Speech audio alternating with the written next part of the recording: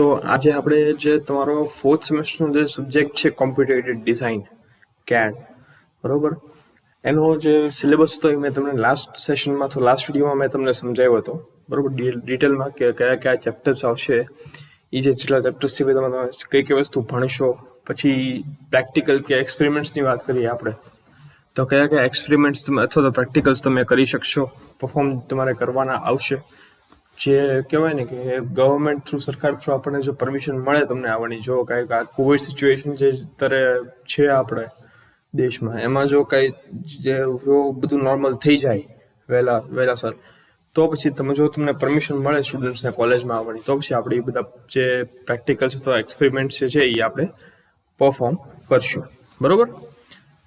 પણ હવે for the time Bing આપણે અત્યારે ખાલી જે થિયરી પોર્શન છે બરોબર, જે તમારે ભણવાનું છે, જે તમારે GTUની એક્ઝામમાં તે પૂછાશે બરોબર, એની ઉપર આપણે ફોકસ તો ધ્યાન આપશું બરોબર. તો આજે આપણે જે CAD જે સબ્જેક્ટ છે તમારો એનો જે પહેલો ચેપ્ટર છે ફંડામેન્ટલ્સ ઓફ CAD બરોબર, ફંડામેન્ટલ્સ ઓફ CAD એ આપણે સ્ટાર્ટ કરીએ. તો સૌથી પહેલા તો ઇન્ટ્રોડક્શન. હવે કોમ્પ્યુટર ગ્રાફિક્સ અને એની ટર્મિનોલોજી બરોબર, કોમ્પ્યુટર ગ્રાફિક્સ કોને કહેવાય ને એની સાથે કયા કયા બીજા જે ટર્મ્સ અથવા વર્ડ જે છે બરોબર, કયા એવા શબ્દો કે કઈ કઈ વસ્તુ એવી છે કે જેની સાથે રિલેટેડ છે, એની સાથે સંબંધ રાખે છે કોમ્પ્યુટર ગ્રાફિક્સ સાથે, એ આપણે જોઈએ. તો સૌથી પહેલા આપણે એ જાણી લઈએ કે કોમ્પ્યુટર ગ્રાફિક્સ કોને કહેવાય. તો કોમ્પ્યુટર ગ્રાફિક્સ જે છે એ બહુ એક વાઇડ ફિલ્ડ છે બરોબર, અને એને તમે કોઈ પણ એક ગ્રાફિકલ વસ્તુ માટે તમે એનો યુઝ કરી શકો.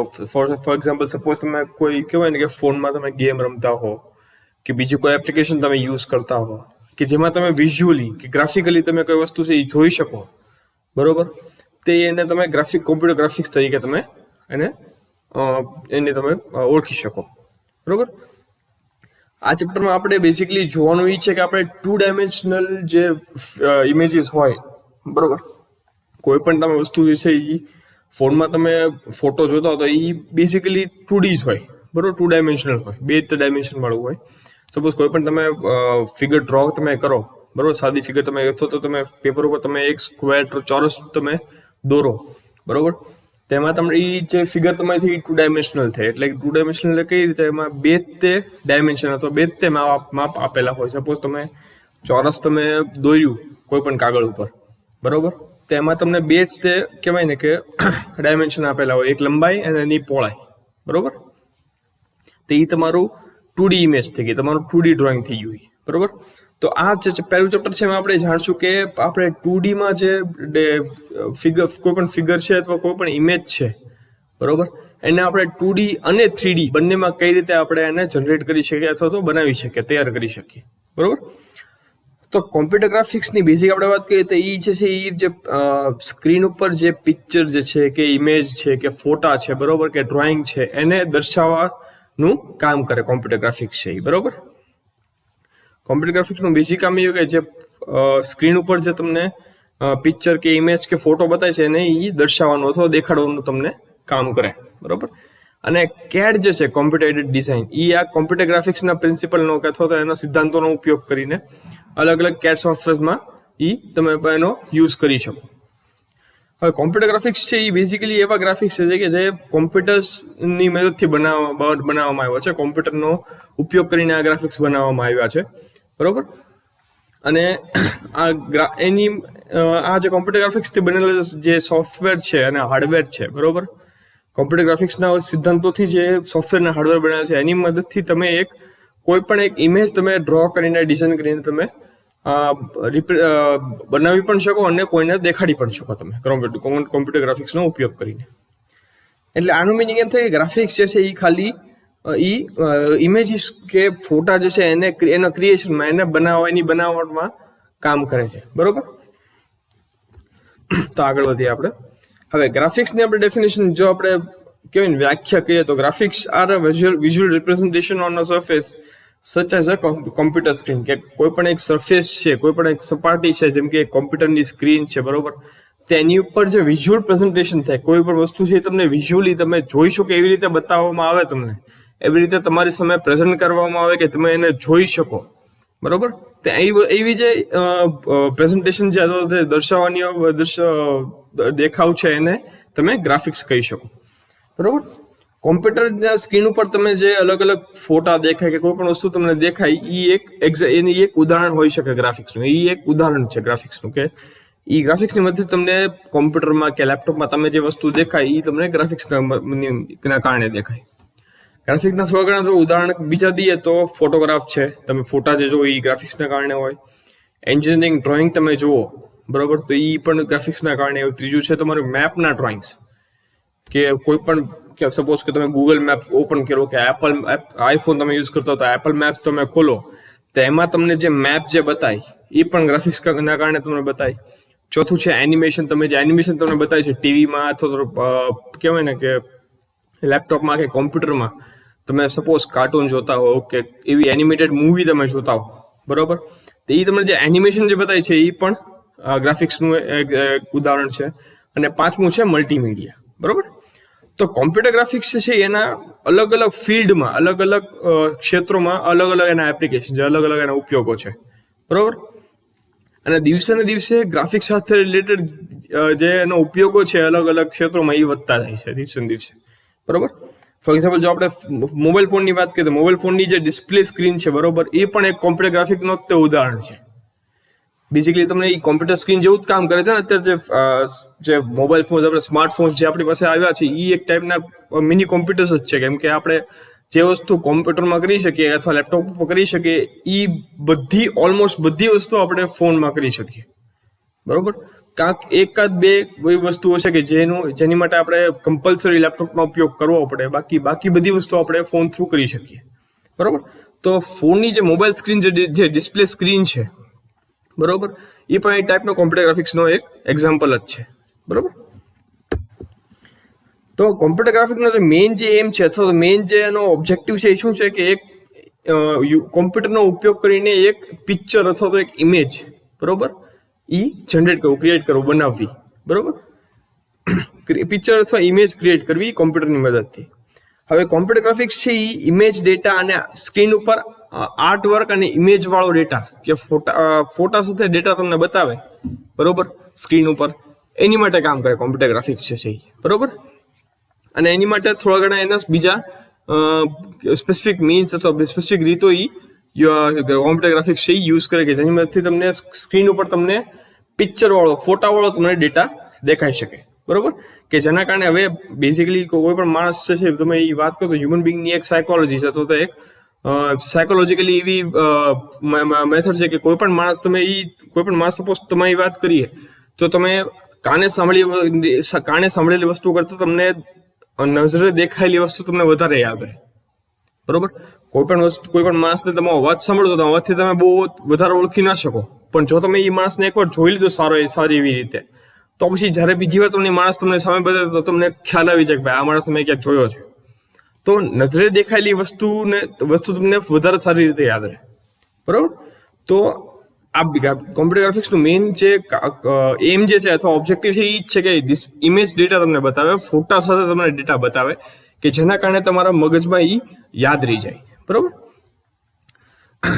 એ બેઝિકલી શું કરે કે ઇમેજ વાળો, ફોટા વાળો જે ડેટા છે જે આપણે યુઝર જે એટલે આપણે છીએ જેને એન્ટર કર્યું છે, બરોબર, એનો ઉપયોગ કરે, એને પ્રોસેસ કરે અલગ અલગ ઉપયોગો માટે, બરોબર. હવે આજકાલના દિવસોમાં કોમ્પ્યુટરને સમજવું અને એની સાથે ડેટાનું ઇન્ટરેક્શન કરવું કોમ્પ્યુટર સાથે, બરોબર, ડેટાની લેવેચ કરવી એ ખૂબ જ ઇઝી થઈ ગયું છે કોમ્પ્યુટર ગ્રાફિક્સના કારણે, બરોબર. આ તમે ફિગરમાં તમે અહીંયા જુઓ તો તમને બતાવ્યું છે કોમ્પ્યુટર છે એ કેટલી વસ્તુમાં યુઝ થાય છે, બરોબર.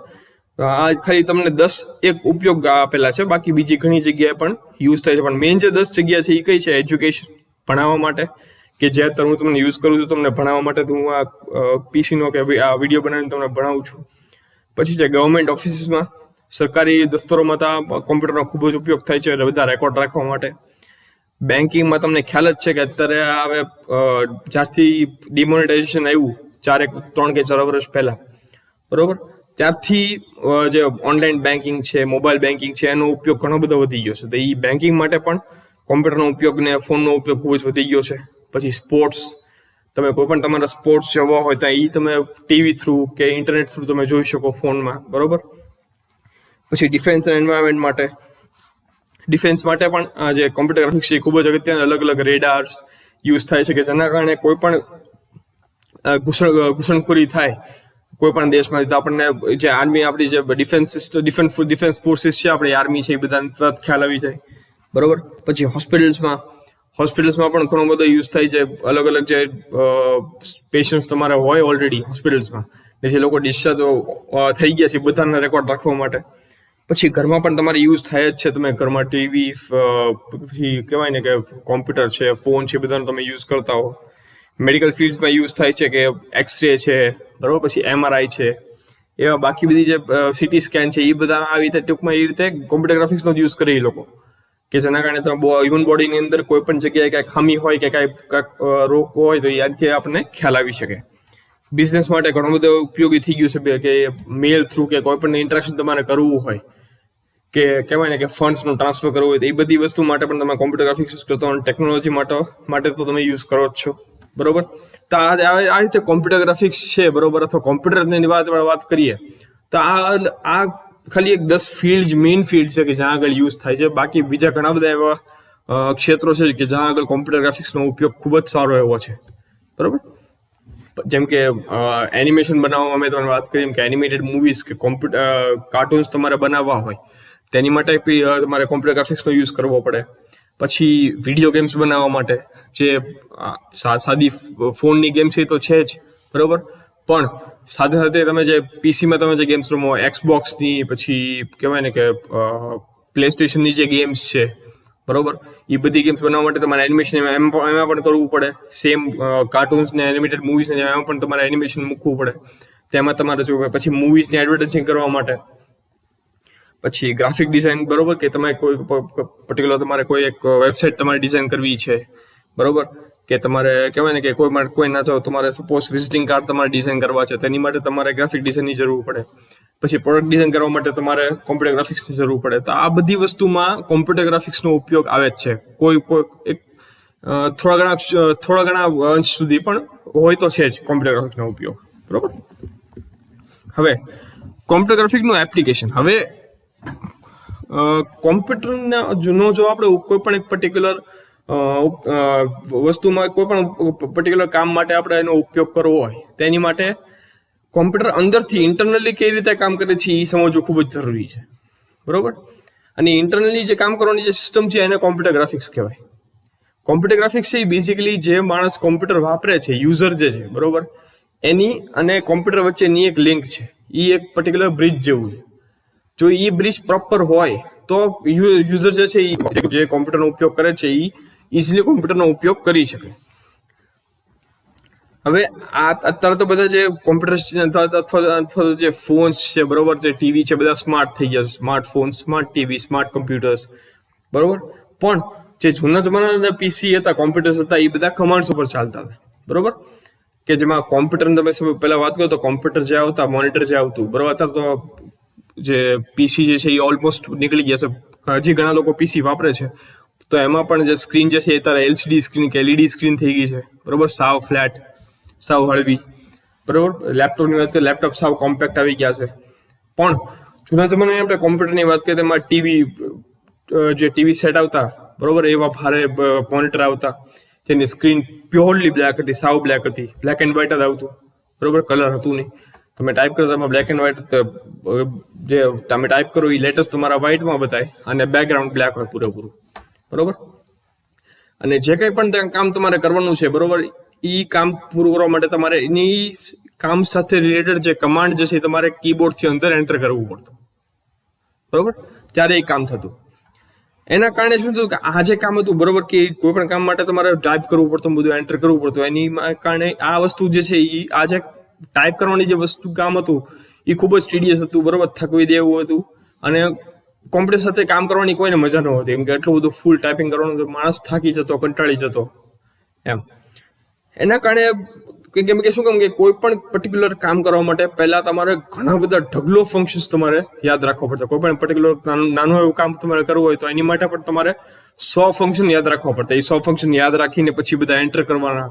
એમાં સપોઝ જો કોઈ પણ એક ફંક્શનમાં કાંઈ ભૂલ થઈ ગઈ તો ફરીથી તમારે બધું ડિલીટ મારીને ફરીથી બધા ફંક્શન એડ કરવાના. તો એ બધું ટીડીએસ થઈ જતું, માણસને ઘણો બધો કહેવાય ટાઈમ લાગતો, ઘણું બધું માણસ કંટાળી જતો, એ બધી વસ્તુ થતી. અને ત્યારના જમાનામાં જે કોમ્પ્યુટર્સ હતા એ આજે જે છે એની એટલા ફાસ્ટ કોમ્પ્યુટર્સ હતા નહીં, કેમ કે કોમ્પ્યુટર્સ ત્યારે બહુ સ્લો હતા, બરોબર.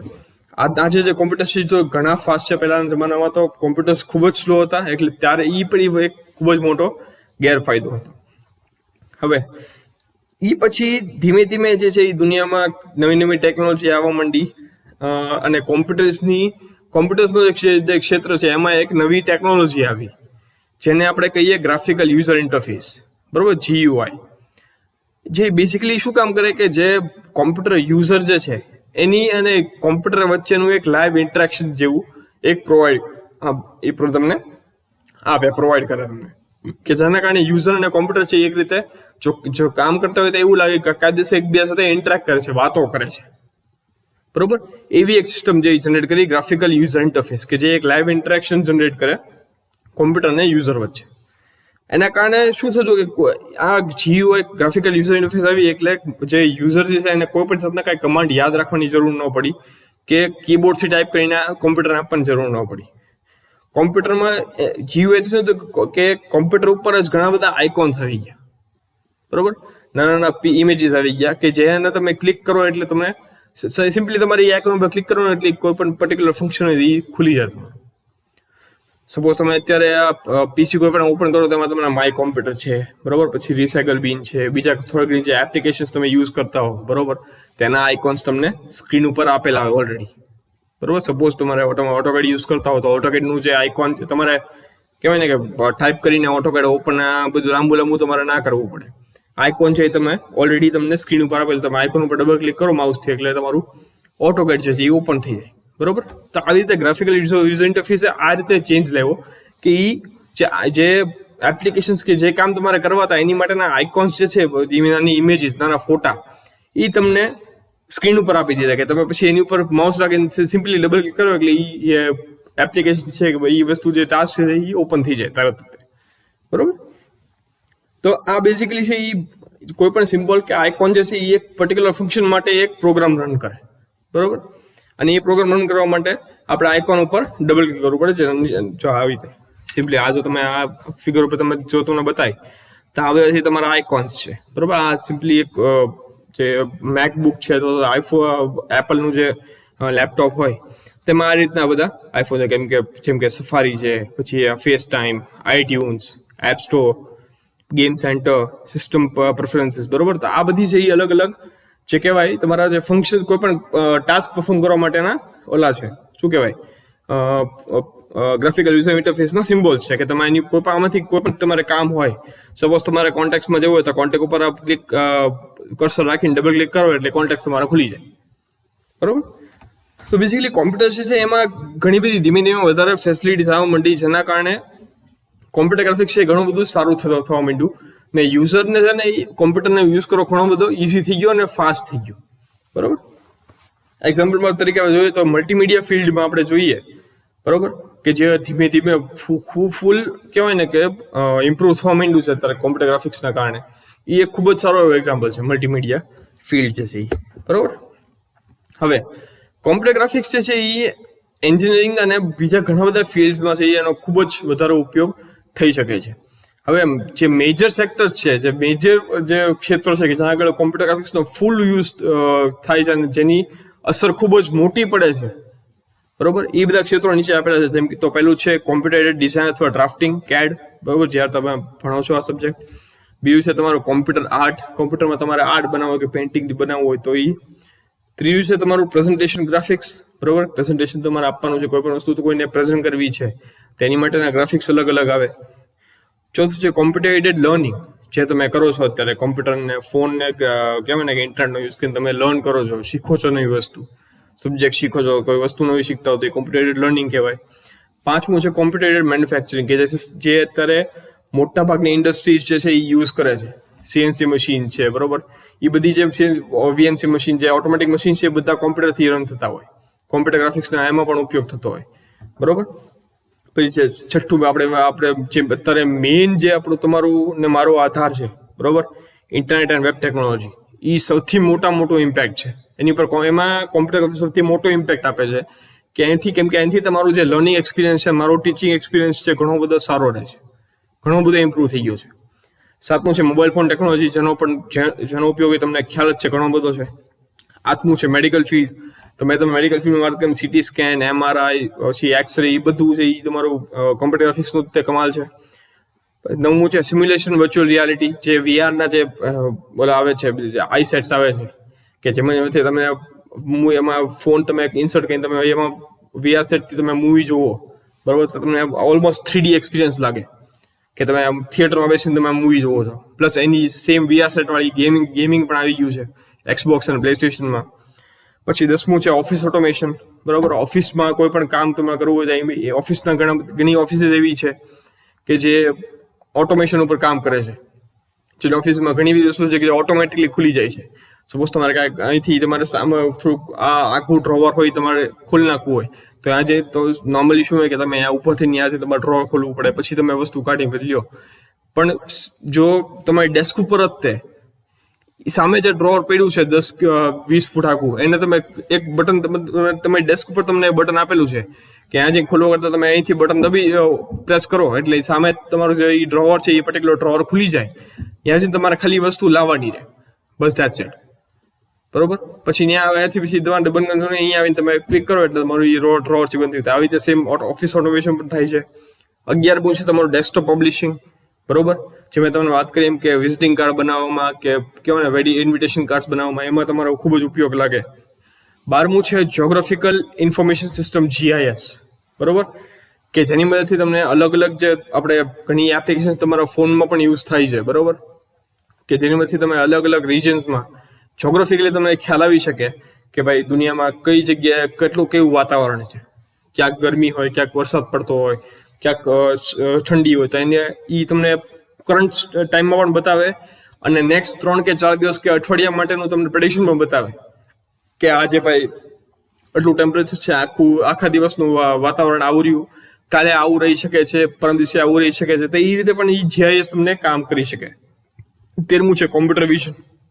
14મું છે ઇમેજ પ્રોસેસિંગ, બરોબર, કે કોઈ પણ ઇમેજ તમે પાસે થતા એને પ્રોસેસ કઈ રીતે કરવી અને કઈ રીતે એનું ક્વોલિટી કહેવાય ને કે ક્વોલિટી સારી એવી કરવી, એ બધું. અને 15 છે વિડીયો ગેમ્સથી. તો તમને ખ્યાલ જ છે કે એક્સબોક્સ અને પ્લેસ્ટેશનમાં અત્યારે ઇન્ટરેક્ટિવ ગેમ્સ આવી ગઈ છે, બરોબર.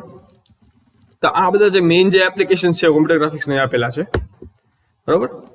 તો અહીંયા આગળ એપ્લિકેશન ઓફ કોમ્પ્યુટર ગ્રાફિક્સનો ટોપિક પૂરો થયો છે. હવે આ નેક્સ્ટ આપણે જોઈએ એલિમેન્ટ્સ ઓફ કોમ્પ્યુટર ગ્રાફિક્સ.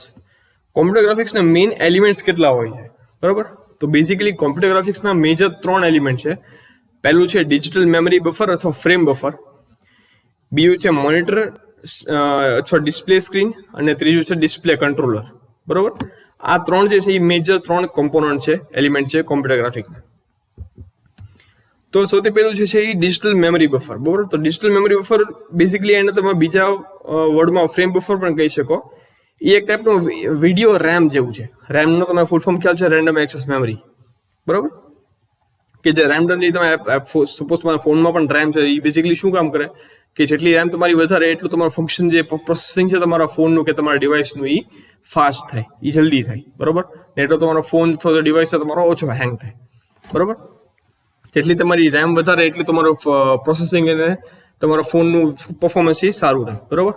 તો આ ફ્રેમ બફર અથવા ડિજિટલ મેમરી બફર છે એક ટાઈપનું વિડીયો રેમ છે, બરોબર, કે જે પિક્ચર અથવા ઇમેજ જે સ્ક્રીન પર ડિસ્પ્લે કરવાની છે, બરોબર, એને એ સેવ કરી લે પોતાની અંદર, બરોબર. પછી આ ઇમેજ જે ઇમેજ તમારે એને બતાવવાની છે સ્ક્રીન ઉપર, એને એરે અલગ એરેઝમાં ડિવાઈડ કરી નાખે કે જેના કારણે તમે ઇઝીલી ફ્રેમ બફરમાં સ્ટોર થઈ શકે, બરોબર. તો હવે જો આપણે ઇમેજની ક્વોલિટી છે, હવે બેઝિકલી આનું બીજું કામ એ પણ હોય કે સ્ટોર કરે પછી રાઈટ ક્વોલિટી કે કહેવાય ને કે પરફેક્ટ ક્વોલિટીમાં તમને એ ઇમેજ સ્ક્રીન ઉપર બતાવે. તો જે ઇમેજ જે ડિસ્પ્લે થાય તમને જે ફોટો છે ઇમેજ દેખાય છે, બરોબર, એની ક્વોલિટી છે કે કેટલી ક્વોલિટીમાં ને કઈ રીતે તમને બતાવી છે, કેટલી ક્લિયરલી તમને બતાવી છે, એની ક્વોલિટી બેઝિકલી કેની પર આધાર રાખે. એક તો સૌથી પહેલું સ્ક્રીનની રેઝોલ્યુશન ઉપર કે કેટલું રેઝોલ્યુશન છે સ્ક્રીનનું, અને બીજું છે તમારું કલર ડેપ્થ ઓફ પિક્સલ, બરોબર. તો રેઝોલ્યુશન તમને ખ્યાલ હોય, તમે યુટ્યુબમાં તમે કોઈ પણ વિડીયો જોતા હો તેમાં રિઝોલ્યુશનમાં તમે જોઈ શકો, રિઝોલ્યુશન તમે ચેન્જ કરી શકો તમારી જે ઇન્ટરનેટની કનેક્ટિવિટી કેવી છે એની ઉપર, અથવા તમે ઓટો રાખ્યું હોય, સપોઝ તમે ઓટોનું પણ ઓપ્શન હોય યુટ્યુબમાં, તો ઓટોમાં યુટ્યુબ શું કરે કે જે તમારી ફોનની કનેક્ટિવિટી છે, તમને ફોનની કનેક્ટિવિટી કેટલી મળે છે, ઇન્ટરનેટની સ્પીડ તમારી કેટલી છે ફોનમાં, એ પ્રમાણે અથવા તમારા ડિવાઇસમાં, તો એ પ્રમાણે જે વિડીયો તમે જોવો છો એની ઓટોમેટિકલી પોતાની રીતે એ ચેન્જ કરવા માંડે. જે વિડીયોની ક્વોલિટી છે, સપોઝ તમારી જો ફોનની ક્વોલિટી બહુ સારી ન હોય તો તમે કોન્સ્ટન્ટલી વિડીયો જોતો અને તમારે વચ્ચે કાંઈ બફર ન થાય, બરોબર, અટકે નહીં તમારો વિડીયો, એની માટે શું કરે, જો તમારું ઇન્ટરનેટ બરોબર ન હોય તો ઓટોમેટિકલી 144 પિક્સલ લઈ આવે, 144p ની ક્વોલિટી લઈ આવે. ને જો તમારું કોઈ પણ બીજી જગ્યાએ તમે જાઓ, તમારું જે ઇન્ટરનેટ કનેક્ટિવિટી છે એ ખૂબ જ સારી થઈ જાય, બરોબર, ઓલ બેસ્ટ થઈ જાય તમે, તો પછી 144 થી વધીને જે મેક્સિમમ જે ક્વોલિટી છે ત્યાં સુધી પણ જઈ શકે, કે જે 1080p અથવા 720p સુધી પણ જઈ શકે. એ તમારી મેક્સિમમ ક્વોલિટી થઈ ગઈ, બરોબર. અત્યારે તો જે યુટ્યુબ તમે લેટેસ્ટ અપડેટ કર્યું તેમાં 1080p 60 fps ની પણ છે, કે જેમાં ક્રિસ્ટલ ક્લિયર ક્વોલિટી તમને બતાવી, બરોબર, કોઈ જાતના કાંઈ ડીલે વગર કે લેગ વગર, બરોબર. તે એક સ્ક્રીનનું રેઝોલ્યુશન થઈ ગયું. ને બીજું છે તમારું કલર ડેપ્થ ઓફ પિક્સલ, બરોબર. એ પિક્સલ વિશે તમે આગળ જાણશો. તો બીજું છે તમારું એલિમેન્ટ છે કોમ્પ્યુટર ગ્રાફિક્સનું, એ છે મોનિટર અથવા સ્ક્રીન ડિસ્પ્લે સ્ક્રીન, બરોબર. તો મોનિટર તમને ખ્યાલ છે કે કોમ્પ્યુટર સિસ્ટમમાં યુઝ થાય છે, કે જેની મદદથી તમે અલગ અલગ ઇમેજીસ કે પિક્ચર્સ જે છે એ તમે સ્ક્રીન ઉપર એની ઉપર જોઈ શકો, બરોબર.